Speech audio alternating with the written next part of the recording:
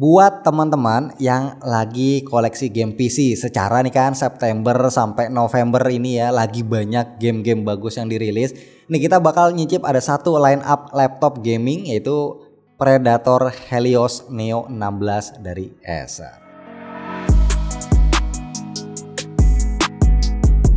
Bismillah, alhamdulillah kita ketemu lagi bareng gua Romi. FYI, Helios Neo 16 ini dia start 16 jutaan, udah pakai Intel i5 RTX 4000 seri. Sedangkan yang lagi kita bahas sekarang adalah versi yang Core i7. So wujud laptopnya ini kayak gini, di kondisi ketutup dia cukup tebal, warnanya hitam matte, dan yang gua suka ada efek emboss lambang Predator dan semacam kode di samping kanan kiri yang sedikit nimbul. Nah di webnya sih ini ada challenge ya buat kita mecahin kodenya. Pas dibuka, wah ini laptopnya Excelnya kerasa berat dan solid banget. Posisinya nggak di ujung bodi laptopnya tapi dia agak maju sedikit. Desainnya simple dan minimalis banget ya. Dari atas ke bawah itu full warna hitam matte. Buat di bawah-bawah ini cukup effort sih ya sebenarnya, karena ya dia dimensinya cukup lebar dan lumayan berat. Untuk port-portnya di kiri ada micro SD card reader, ada satu USB A 3.2 Gen 1 dan satu Ethernet RJ45. Di belakang ada satu USB C 3.2 Gen 2, dua USB C Thunderbolt 4, HDMI 2.1. Di kanan ada dua USB A 3.2 Gen 2 yang bisa tetap dipakai buat ngecas pas laptopnya mati. Nah laptop ini dia pakai Intel Core i7 13700HX yang punya 16 core 24 threads. Clock speednya bisa boost sampai 5 GHz yang ditandemin sistem grafis hybrid. Dia pakai Intel UHD grafik dan Nvidia RTX 4060. VRAM-nya lumayan ya, udah 8 GB dan dia support TGP-nya sampai 140 watt.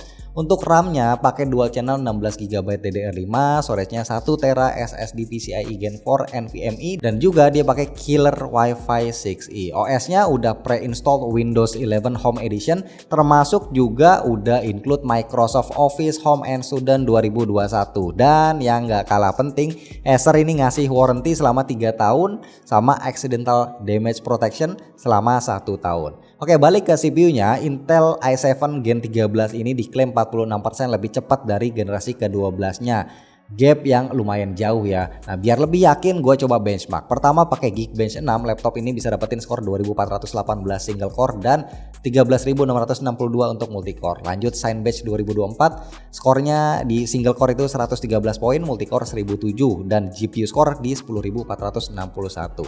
Di 3D Mark Time Spy bisa dapetin overall score 10941 dengan grafik skornya di 10387 dan CPU skornya 15693. Oke, lanjut ke PC Mark 10, laptop ini bisa dapetin overall score 7500, cukup edan ya skornya buat ukuran CPU di Core i7 ini. Gua juga udah coba main beberapa game tapi tahan dulu karena gua mau bahas layarnya lebih dulu ya. Panelnya ini IPS 16 inch, 2560 x 1600 pixel, 165 Hz, brightness-nya udah 500 nits. Dia 100% sRGB, rasionya 16:10 dan support Nvidia Advanced Optimus sama Nvidia G-Sync. Gambar yang dihasilkan ini udah tajam banget, warnanya juga vibran, natural dan akurat. Sayangnya layarnya ini dia belum support HDR baik di YouTube ataupun di Netflix. Termasuk juga dia gak bisa nikmatin HDR pas kita pakai buat main game. Tapi it's okay, gue selama ini keseringan main game tanpa HDR pun asik-asik aja. Kalau buat nonton Netflix sih sebenarnya ini udah cukup banget ya. Paling kalau ketemu warna hitam, nah dia bakal berasa kurang pekat kalau dibanding sama layar OLED. Tapi enaknya speakernya udah mendukung Dolby Atmos, jadi kita bisa dapetin efek surround ya pas lagi nonton Netflix. Yes, gua mau kasih jempol buat speakernya karena suaranya ini lantang, sama sekali nggak pecah walaupun volumenya mentok. Pas nyetel lagu di iTunes itu kerasa banget ya, separasinya itu bagus, bassnya juga berasa dan clarity-nya pun cukup baik. Tapi gua udah nebak dari awal sih memang karena speakernya ini udah support DTS audio. Oke, sebelum mulai main game ada aplikasi yang wajib dicek ya, namanya Predator Sense. Di sini kita bisa atur skenario profilnya, ada quiet, balance, performance dan turbo. Kita bisa atur juga seberapa kencang kipasnya dan kita bisa monitoring langsung laptop ini ya. Tapi untuk skenarionya bisa langsung diubah di tombol yang posisinya ada di atas kiri keyboardnya.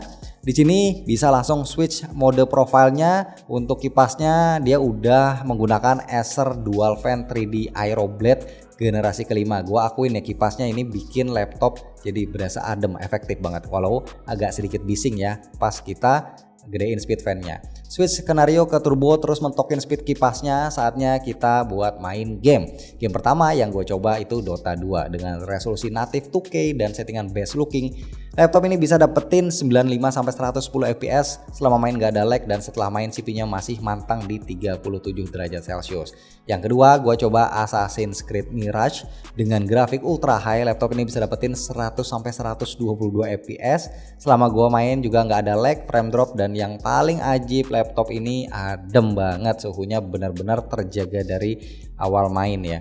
Lanjut gua cobain Cyberpunk 2077 dengan resolusi natifnya 2K. Pertama gua coba pakai settingan ray tracing low. Laptop ini bisa kasih 60-75 fps.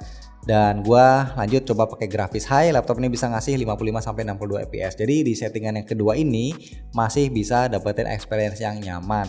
Dan di game ini juga sama, suhunya masih adem ayem. Yang terakhir gua mainin yang paling baru ada Alan Wake 2 yang memang grafik demanding banget gamenya. Resolusi natif 2K nya ini di settingan medium, laptop ini bisa dapetin 25-33 fps aja. Game ini baru nyaman pas resolusinya kita turunin ke 1485x928 pixel. Resolusi tersebut bisa dapetin 51-66 fps. Nah, selama main, satu hal yang gua notice terbaik yaitu cooling sistemnya sih. Suhunya ini beneran terjaga, nggak ada kenaikan suhu yang secara tiba-tiba gitu ya.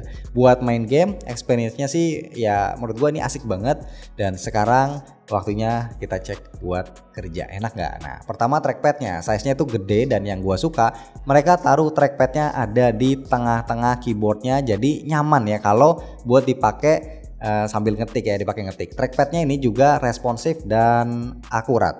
Dipakai buat ngetik, laptop ini dia ngasih keyboard full size yang menurut gua jujur size-nya nggak terlalu gede, jadi agak kekecilan karena jaraknya ini mepet-mepet. Walaupun pas gue pakai ternyata ini masih enak dan jarang miss. Nah, feedbacknya ini enak dan empuk, dan keyboardnya punya backlit RGB yang bisa kita atur stylenya di aplikasi Predator Sense. Buat meeting-meeting online, laptop ini punya webcam 720p yang kualitasnya cukup aja, dan mic-nya ada noise cancelling Acer Purified Voice. Nah, buat gua kerja kayak edit foto dan juga video itu juga nyaman banget.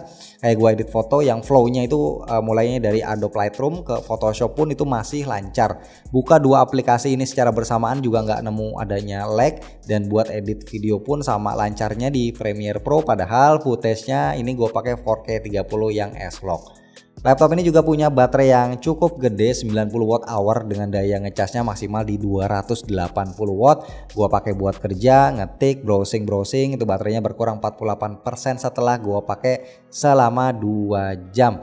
Nah, untuk harga dia retailnya ada di 25.999 juta. Kalau di e-commerce harusnya sih pasti ada yang jual lebih murah lagi. Secara overall laptop ini nyaman buat dipakai main game, sekalipun game-game terbaru juga asik buat ngedit foto, ngedit video. Satu hal yang menurut gua paling impresif sih sebenarnya cooling sistemnya ya, yang bisa ngejaga suhu laptopnya tetap stabil. Apalagi ditambah nih garansinya juga dia panjangnya 3 tahun dan ada accidental protection selama setahun. Jadi enak ya, nggak deg-degan kalau ngerogoh kocek yang agak dalam buat beli laptop ini. Kebayar lah sama apa yang kita dapat. Jadi kalau laptop ini ada di radar budget kalian, buruan sikat aja.